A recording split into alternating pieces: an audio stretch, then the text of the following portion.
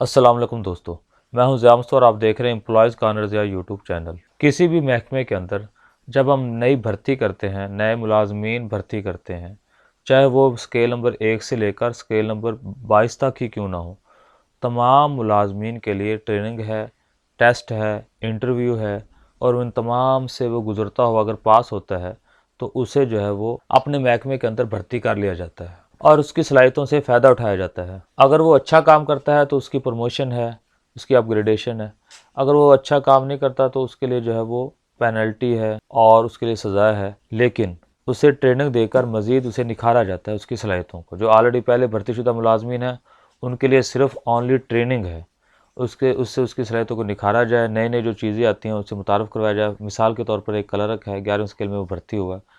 Computer का शोबा आ गया, तब उसे ट्रेनिंग के लिए हम भेजा जाता है आईटी डिपार्टमेंट के अंदर कि उसे जो है कंप्यूटर सिखाया जाए और उसके अंदर जो है उसका जो कंपनी का अपना सॉफ्टवेयर है उसका मुतारफ़ करवाया जाए, उसे कैसे हैंडल करना है, उसे ऑपरेट कैसे करना है, कंप्यूटर को सेट कैसे रखना है।